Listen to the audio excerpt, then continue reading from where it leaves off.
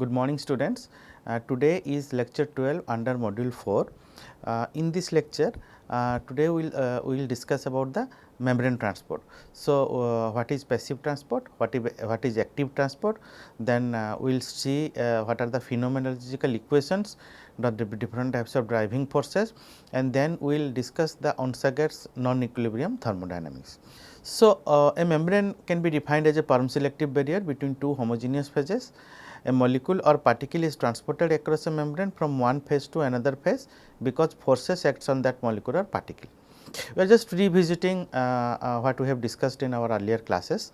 The extent of this force is determined by the gradient in potential or approximately by difference in potential across the membrane divided by the membrane thickness. So, if you remember, many times I have told you in our subsequent discussions, then the resistance to the transport is one of the most important thing that has to be taken care of.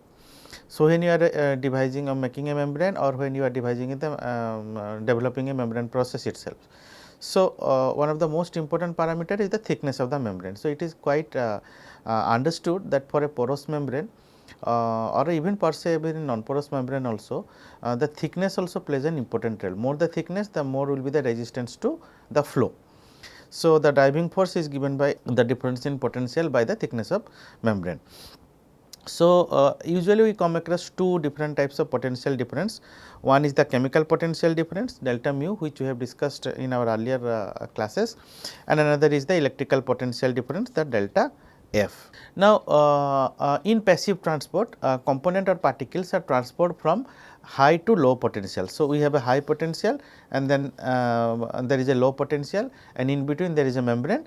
So, the transport of solutes or particles are happening due to the gradient in potential from high to low, and the gradient is delta x by delta x. Small x is the basically a distance, and the average driving force is equal to the difference in potential across the membrane divided by the membrane thickness. Okay. So, this is the average driving force, and if no external forces is applied to the system, it will reach equilibrium when the potential difference has becomes 0, right. So, if we are not applying any particular forces onto this type of system, passive transport, then the system will reach equilibrium when the potential difference has almost become 0. So, when the driving force is kept constant, a constant flow will occur through the membrane after establishment of a steady state. This is the schematic shows how actually the passive transport is happening from high potential to low potential. So, the proportionality relationship between the flux and the driving force is given by this particular equation. Your flux equals to proportionality constant, which is usually denoted by A into driving force. Now, phenomenological equations are generally they are black box type of equations, which tells us nothing about the chemical and physical nature of the membrane. Please note that the membrane itself also plays a very important role. That means, the membrane itself means the type of polymer or type of material that is being used to prepare membrane and what is their physicochemical properties. And then how the transport is related to the membrane structure, that is also this phenomenological equation is silent about. It is not telling, because you see the equation is just proportionality constant into the driving force. So, what is the proportionality constant? The proportionality constant determines how fast the component is transported through the membrane. It has nothing to do with the membrane material and how the transport is happening. It is just telling that how fast the component is transported through the membrane. So, have a close look at this schematic diagrams, where we are showing two basic forms of transport, active and passive transport. Okay. So, this is what you can see, this we just discussed in the earlier slide, this one. Okay. High potential to lower potential. Now, please understood that this type of transport, which is passive transport, can also be carried out with the help of a molecule usually called carrier. Okay. So, denoted by C. Now, what is happening? Why do we need this? These are called facilitated transport. Okay, we will discuss this in one of our classes later on, but let us try to understand the concept. What is this? What is the meaning of facilitated transport, and when do we need it? It may happen that sometimes there are certain components or molecules which are not able to transport through the membrane by virtue of the concentration gradient or the potential gradient itself. but we need to transport it or we need to separate it. So, what should we do that? So, in that situations we can employ a molecule which is called a carrier molecule, which are usually imparted inside the membranes. They are available freely or suspended freely inside the membrane pores, or they may be fixed also, it depends. So, this carrier molecule will bind the solute which is A here, okay, and form a intermediate complex called AC, which is highly unstable, and then it will go to the permeate side. Okay. So, basically A is binding to the C, AC is forming, okay, that is a unstable carrier solute complex. When it reaches to the permeate side, the A is diffuses to the permeate side. So, this is called carrier mediated transport or facilitated transport. Okay.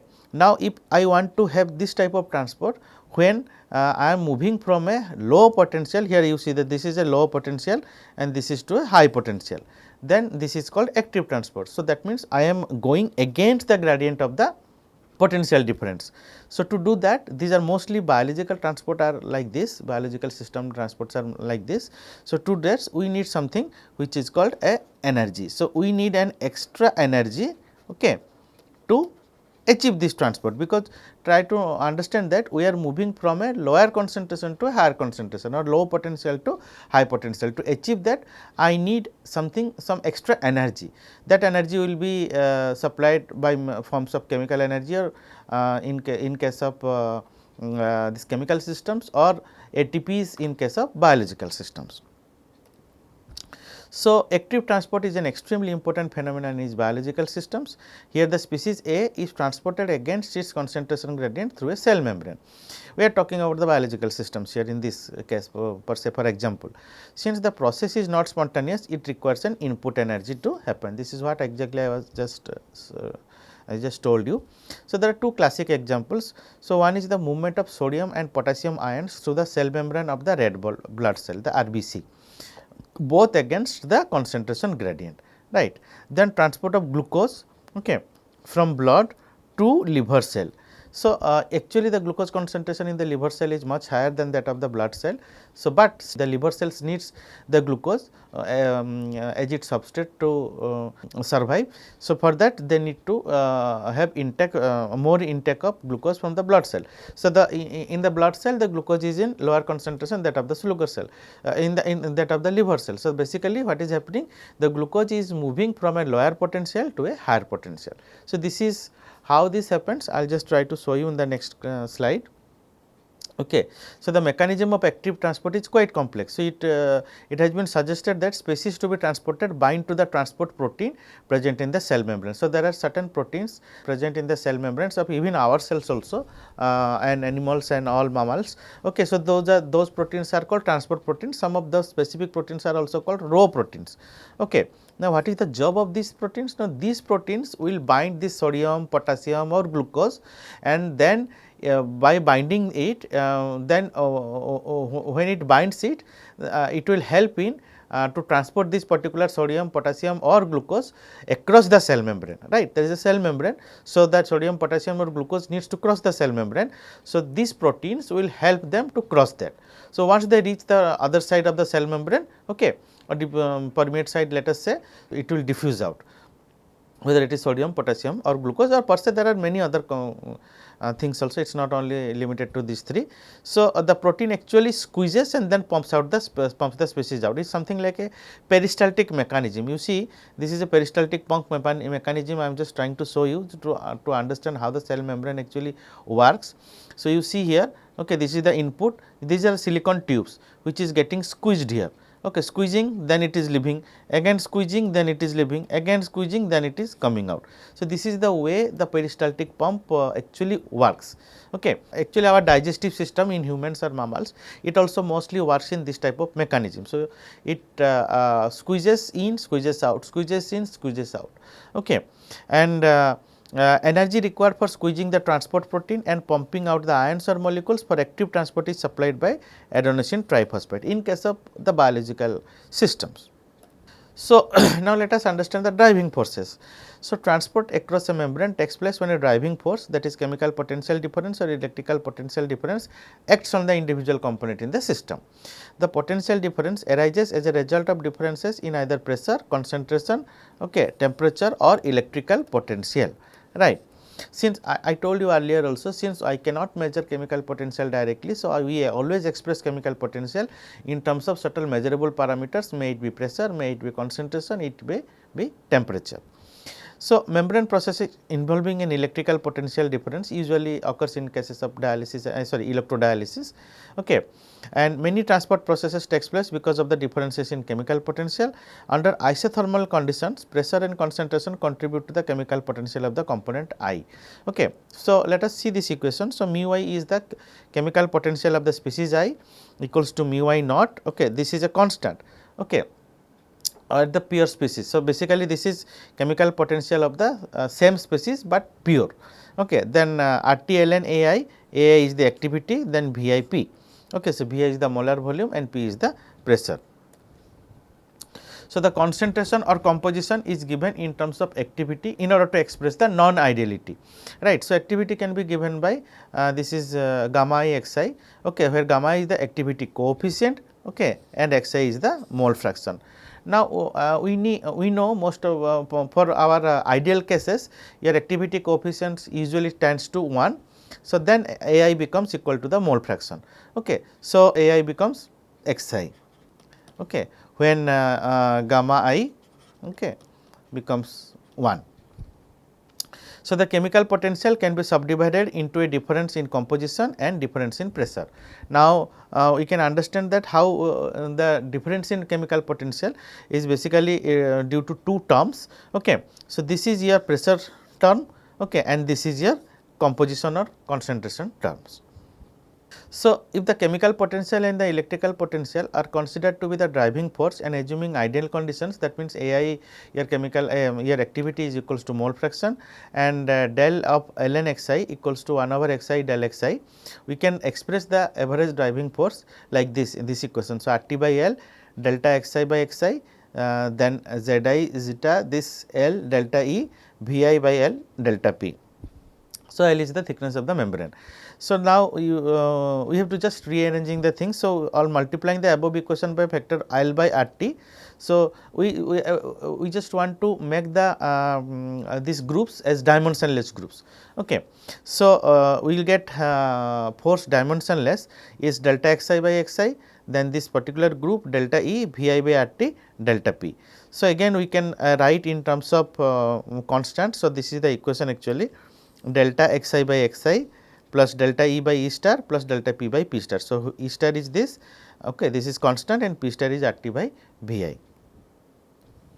So, the concentration potential is open unity, while the pressure term strongly dependent on the kind of component involved, that is on the molar volume. Some approximately values are given below actually. If it is gas, then it is P, if it is macromolecules, it is 0.0032 to 0.3 megapascal like this. So, for gases, P star equals to P. We assume that gases behaves ideally. The electrical potential depends on the valency Zi. So, Zi is equals to your, this is your valency of the species I. So, this is 8.3 into 300 divided by 10 power of 5 Zi. So, 1 over 40 Zi. So, electrical potential is very strong driving force, it is a very strong driving force in comparison to pressure, which is weak force. A concentration term of unity equates to an electrical potential difference of 1 by 40 volt for Zi equals to 1, whereas a pressure of 1200 bar is needed to produce the same driving force for water transport. So, what we understand from this is that if we want to have the same type of driving force, let us say for water transport, okay, having an electrical potential difference as well as a pressure difference. So, for a electrical potential difference 1 by 40 volt is enough to do that to get that driving force. However, the same driving force if I want to achieve through the pressure, then I have to use 1200 bar, which is huge pressure, you can understand that. So, in pervaporation of water through a dense membrane, a downstream pressure of 0 leads to the same flux as an infinite upstream pressure. So, we will discuss pervaporation in detail in some classes in our subsequent classes. So, pervaporation is a system in which actually I am just in a nutshell I am telling. So, this is a membrane, okay, this is a membrane, right. So, what is happening? So, feed is coming here, okay. So, the permeate is coming and this will get retented. So, what is happening in pervaporation? The permeate vaporization. So, the whatever permeate is coming here, okay, so that is getting vacuumized. Okay. So, we are why do we do that? So, we create a low vapor pressure, so that they will condense. This is the actually mechanism. So, this is pervaporation membranes are also mostly these are non-porous membranes. So, the mechanism is solution diffusion. Now, let us discuss non-equilibrium thermodynamics. Now, flux equations derived from irreversible thermodynamics give a real description of transport through membranes. However, transport process through membrane cannot be considered as considered as thermodynamically equilibrium process. This we have discussed in our first or second class, if you remember. Okay, and therefore, only thermodynamics of the irreversible processes can be used to describe membrane transport. In irreversible processes and thus in membrane transport, free energy is dissipated continuously. In case the constant driving force is maintained and the entropy is produced. Now, entropy is continuously produced if transport across a membrane, that is due to the driving force, a flow is produced. Now, this entropy production is in most cases irreversible energy loss or exergy loss. This entropy increase due to irreversible process is given by the dissipation function phi. This dissipation function can be expressed as a summation of all irreversible processes. So, each can be described as the product of a conjugated flows and forces x. So, phi equals to T ds by dt, s is the entropy, so summation of Ji xi. So, Ji is the flux and xi is the force. Now, the flows do not really only refer to the transport of mass, okay, but also transfer of heat and electrical current. This is also very important, right. So, the fluxes are expressed in relative to the fixed membrane as reference frame with constant boundaries. Close to equilibrium, it is assumed that each force is linear related to the fluxes or each flux is linearly related to the forces. So, the latter approach is usually used in membranes, the force approximation. Okay. So, xi equals to summation of rij jj or jj can be written as summation of lij xj. So, considering the above equation for a single component transport, a very simple relationship can be obtained with only one proportionality coefficient. So, idea is to make the life easier, so that we will use only one proportionality constant to derive the single component transport equation.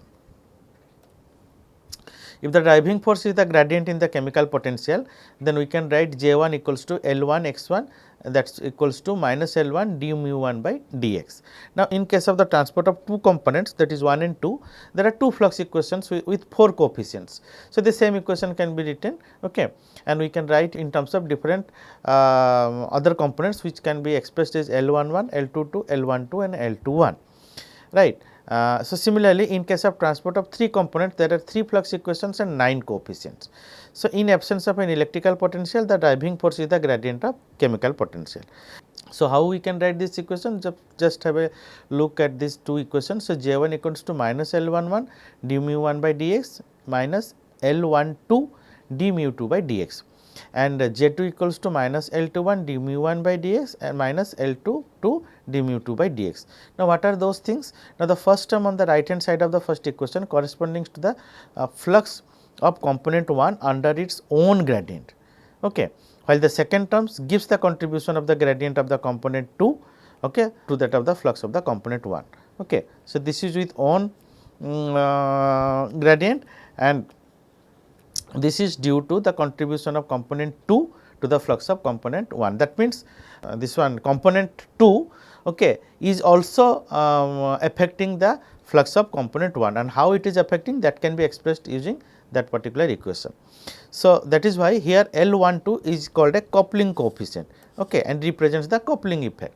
How another component, okay, is affecting the transport of one separate or one other component, that is being expressed as coupling effects, or we call these coefficients are coupling coefficients, whereas the L11, which is actually the flux of component 1 under its own gradient. So, that is why it is called L11 is called the main coefficient.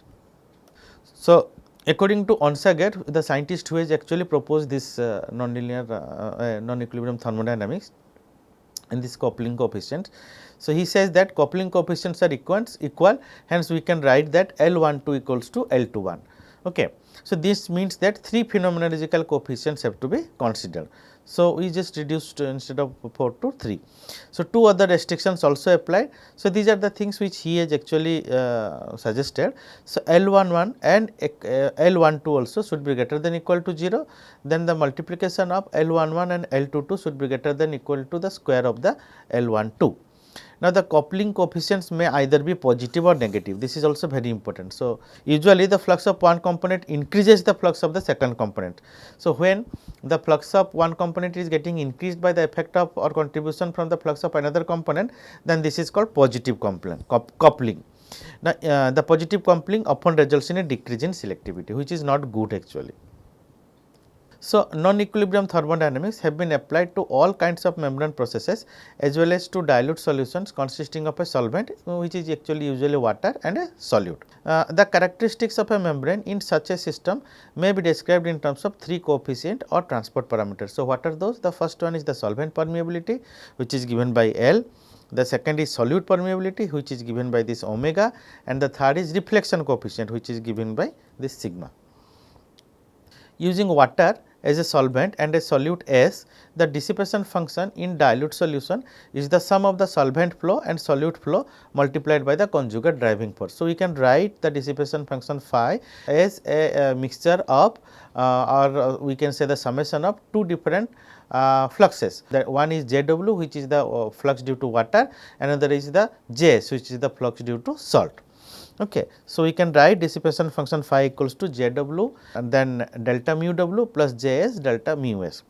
Now, the chemical potential difference for water is given by, so delta mu 2 minus delta mu 1, which is we can write in terms of pressure is like this, Vw, that is the molar volume, P2 minus P1 plus RT ln A2 minus ln A1. So, where subscript 2 refers to the phase 2 permeate side, okay, and subscript 1 refers to the phase 1, that is feed side. Osmotic pressure we can express as pi equals to RT by Vw ln A. So, therefore, the chemical potential difference of the water becomes delta mu W equals to Vw delta P minus delta pi, writing expressing in terms of osmotic pressure. So, the chemical potential difference for the solute, okay, can be written as Vs delta P plus delta pi by Cs. C is the concentration of the solute. So, on solving the above equation, the dissipation function may be expressed as, so Zw Vw plus Js Vs into delta P. So, this is the pressure term, then Js by Cs minus Zw Vw and into delta pi. This is due to the osmotic pressure. The first term represents the total volume flux Jv. So, total volume flux Jv equals to Jw Vw plus Js Vs, while the second term represents the diffusive flux, that is Jd. So, the diffusive flux is Js by Cs minus Jw Vw. Now, the dissipation function has thus can be written in terms of the total volume flux as well as the term and the diffusive flux phi equals to Jv delta P, okay, plus Jd delta pi.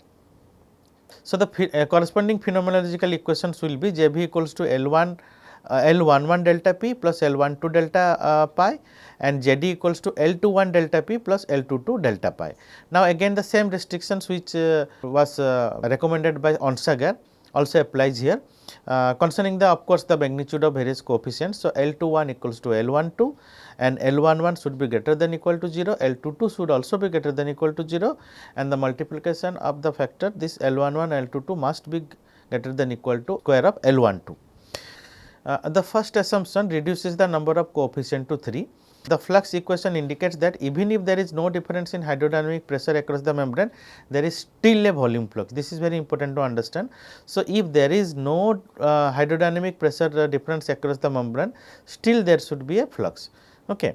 And if solute concentration on both sides of the membrane is same, there is still solute flux when the hydrodynamic pressure across the membrane is not 0, right. So, the flux equation also allows some characteristic coefficients to be derived when there is no osmotic pressure difference across the membrane. Okay. So, when there is no osmotic pressure difference across the membrane, the flux can be the flow can be written as this. So, that means when that no osmotic pressure difference means here delta pi becomes to 0. So, the total volume flux when delta pi equals to 0 is L11 delta P, or we can write L11 equals to Jv by delta P when delta pi becomes 0. So, L11 is the hydrodynamic or water permeability of the membrane and is often referred to as LP. Okay. So, please do not confuse with different types of notations in different books. Okay. So, L11 is the hydrodynamic or water permeability, which is also called as the LP, known as also LP. Okay. So, the table summarizes some of the average LP using water as solvent. For reverse osmosis it is less than 50, ultrafiltration 50 to 500, microfiltration greater than 500. So, the unit is liter per meter square hour atmosphere. So, when there is no hydrodynamic pressure difference across the membrane, that means delta P equals to 0, the diffusive flow occurs because of the osmotic difference, right.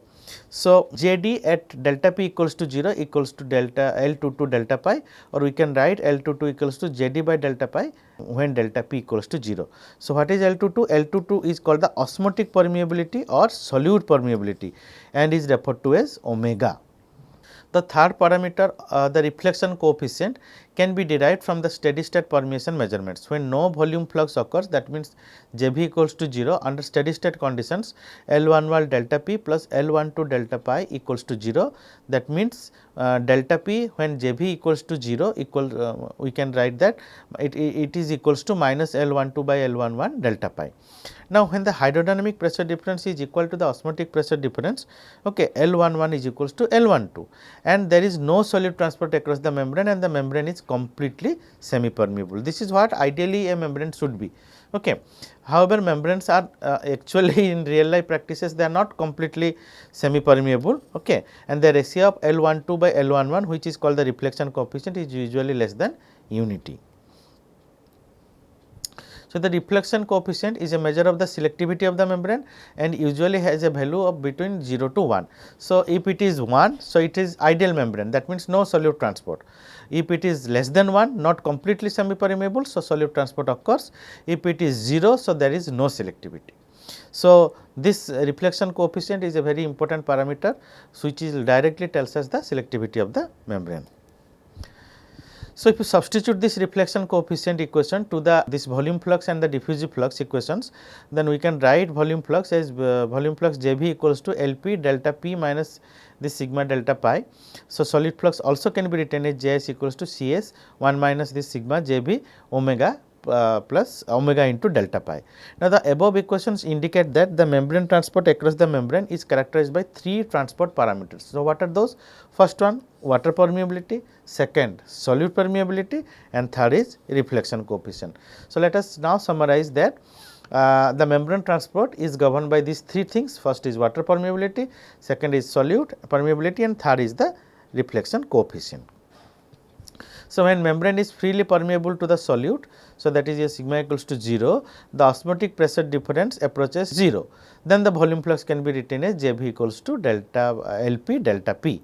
So, this is the typical equation for porous membrane, okay, this is the transport equation, right, where the volume flux is proportional to the pressure difference. So, you can see this, your volume flux is directly related to the pressure difference or and LP, usually the LP is the constant. Okay. The thermodynamics of irreversible processes are very useful for understanding and quantifying the coupling phenomena. However, structure related membrane models are more useful than the irreversible thermodynamic approach for developing specific membranes. Transport occurs through the pores in porous membrane rather than the dense matrix, and the structure parameters such as pore size distribution, porosity and pore dimensions are important. The selectivity of such membranes is based mainly on differences between particles and pore size. Because of the existence of a driving force, the component within the membrane is transported from one side to another by diffusion. The selectivity in these membranes are mainly determined by differences in solubility and diffusivity. Hence, the important transport parameters are those that provide important information about the thermodynamic interaction between gaseous and liquid permeants. Interactions between polymer and gases is generally low, whereas strong interaction often exists between the polymer and the liquid. As the affinity increases in the system, the polymer network will tend to swell and this swelling has a considerable effect on transport. and such effect must be considered in any description of transport through the dense membrane. So, that is the problem in dense membranes. So, these are some of the actually problems when you deal with dense membranes. So, more or less in industrial practices on industrial parlance, most of the membranes that are being used in commercial or in large scale are all porous membranes. The use of non-porous membranes are very less, though it is being used commercially and as well as industrially also. However, due to these transport problems and there are other problems associated with the dense membrane. So, usually the porous membranes are being preferred. So, you can see the book Mulder for today's lecture, actually mostly it is taken from that. Okay. And apart from for today's lecture, you can also refer the last book Richard Becker. In here also transport is also given very nicely. So, the next class we are discussing the transport of porous and non-porous membranes, and we will discuss also the concept of osmosis. So, we will discuss transport through porous membranes, transport of gases, Knudsen flow and friction model, okay, in our next lecture. So, thank you very much. In case you have any query, do feel free to write to me at kmohanty@iitge.ac.in. Thank you.